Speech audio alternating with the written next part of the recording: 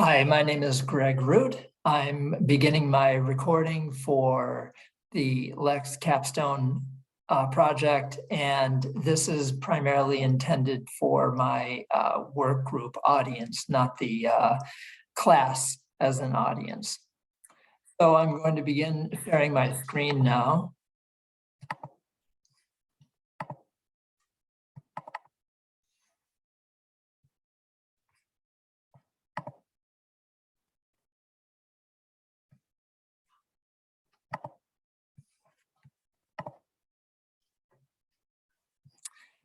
So, as I said, I'm Greg Root. The title of this project is Streamlined Assessment and Closure of Inactive Landfills. I am an environmental analyst in the solid waste management program, and I'm the best person to lead this project for a couple of reasons. One, my training is in geophysics and geology. I've been in the solid waste management program since 2010. I've had a lot of experience working in assessment, cap design, implementation, and compliance. I've also had a lot of experience with municipal officials, consultants, DEP engineers, and I think that I've had very good luck forging productive working relationships with all of those people. But what actually is an inactive landfill? An inactive landfill is one that no longer accepts solid waste, and it usually has soil simply spread on the top, but it's not closed in accordance with our regulations. They're small, they're often easily overlooked by municipal authorities, and towns typically don't initiate a closure, and MassDEP has devoted very little time to these projects because of higher priorities. Well, these landfills are, for lack of a better term, orphans, because they're they are tucked away in the corners of towns. They've been around for a long time. The average age is almost 40 years old. And in our region, we have actually 40 of these sites that meet this classification. The closure process under our regulations requires 5 separate permit applications from start to finish. There is a guidance document that allows a shortcut. Despite this guidance document, very few projects went forward. And the reason is that the consulting costs for the process can reach $500,000. And even though the project requires a custom effort to design a cap for a particular landfill, the end result is well known. Even though it's done on a case-by-case basis, it includes the covering of the waste with a flexible membrane liner, and then that is topped by a drainage layer and soils to support grass and other vegetation. This is what a typical landfill looks like once it's closed. You can see it has a dome shape. It's got soil on the top that covers that plastic liner, and it's got grass that is mowed and kept very manicured. So the problem that we face in getting these inactive landfills closed is that it's expensive, it's time consuming, and due to those facts, it's just not done, simply not done. The problem that stems from lack of closure is that when water percolates through the soil and solid waste, it picks up chemicals and waste. Biological activity in the solid waste lowers the pH of the water, and then that acidic water dissolves metals from the rocks below and carries all of this contamination to surface water bodies. So landfill owners are responsible for the landfills. In most cases, it's a municipality, and they are in non-compliance with the regulations. However, MassDEP has not insisted on compliance for these these sites. I'm going to use my cursor here. This is an example of what has happened with an inactive landfill that was not closed. We're currently in the process of, this is the landfill here, you can see the construction going on, and we are in the process of closing this landfill.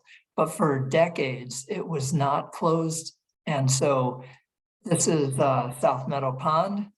And you can see all of the orange leachate that has gotten into this pond because it traveled from the landfill down here. This is actually an MWRA active landfill. This is a modern landfill that has a plastic liner on the bottom, coincidentally co-located with the town of Clinton landfill, but it's unrelated. So what does an inactive landfill that needs our attention look like? Here's one, the Leominster landfill. You can see it's located next to the highway, and then there's Johnny Appleseed Lane right here. And if you drive on Johnny Appleseed Lane, this is what you see. This is the same location, and the landfill is behind these telephone lines, totally covered by vegetation. It does not have a proper cap. And if you look at it in an air photo, you can actually sort of see by the change in vegetation, here is the landfill, and it's totally overgrown with trees, and it's not having any type of sanitary cover that we follow today.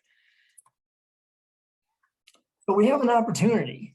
Believe it or not, it's not just a question of closing a landfill and capping it to prevent leachate from getting out of it.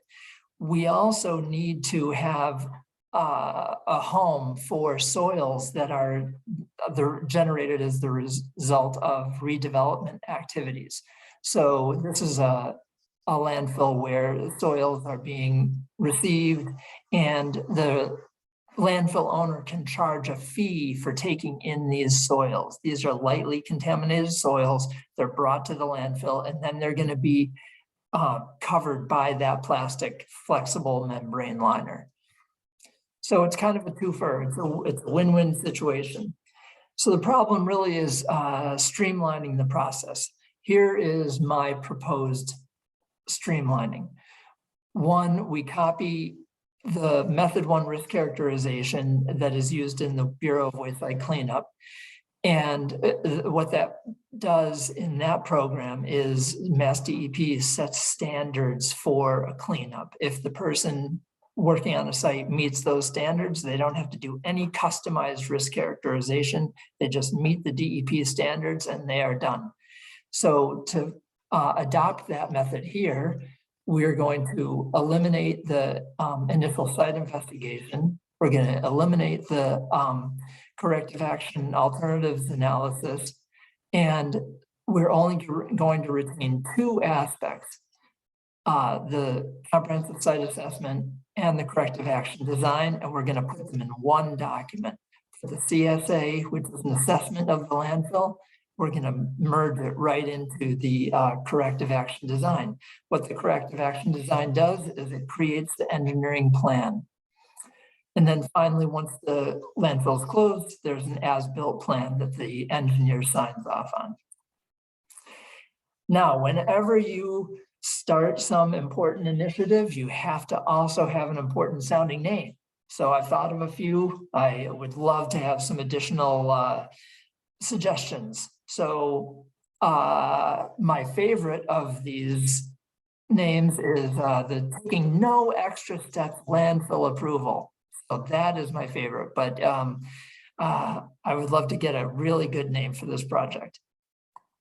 Seriously though, the next thing that we need to do is identify our stakeholders. Stakeholders in this case are the towns and cities, MassDEP, the consultants that work on the projects, residents, and the environmental groups.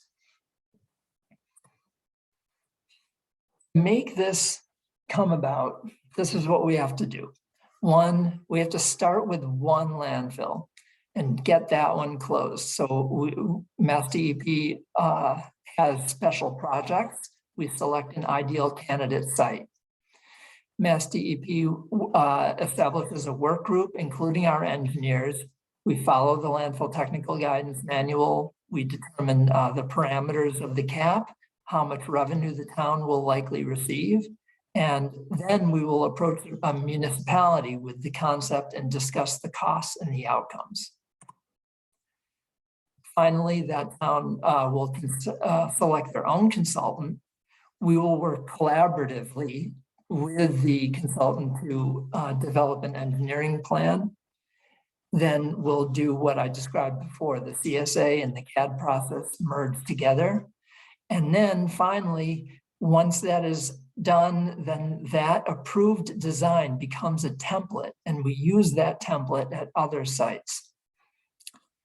Then finally, we repeat the process with another municipality. So we're going to go for a short-term win by getting one landfill closed, and everyone's going to feel great about it because it's been sitting around in that town unfinished for years and years. Now, we do have to bring our stakeholders in. MassDEP does have the most to gain because this is our responsibility to get these landfills closed. The only landfills that are supposed to be open are the ones that are actively accepting waste. So this is a responsibility that we bear. We need to put together a work group that has engineers and scientists and our management that interfaces with the municipalities to make this happen. Now, we might have some resistance. The municipalities may ask why they should close a landfill. One, we're making this process easier, but if they don't adopt this process, we would have the possibility to use enforcement. They may have concerns about cost and time. Internal to MassDEP, there may be resistance due to changing some of this guidance that we have in old documents. We're going to update that. And then also, of course, the MassDEP staff time utilization. We can try to smooth the way for the municipalities by working with officials in our Boston office. There are things called tag grants, and those are typically used for hazardous waste sites, but we may be able to try to use some of those grants to help a municipality get started. So once the first one is done, that is our early success, and that will be a springboard to additional sites and additional closures. So we can even have kind of a ribbon cutting at this first one and have the town officials who were instrumental in getting that done host visits from other town officials and show them before and after photos of what the facility looked like. Now, my question is, will you join this closure group? Your expertise, your experience, your skills, your contacts, and relationships that you've built within the stakeholders that I mentioned are just invaluable. They'll make or break this. So I would really ask if you could help me get this project done. Thank you very much.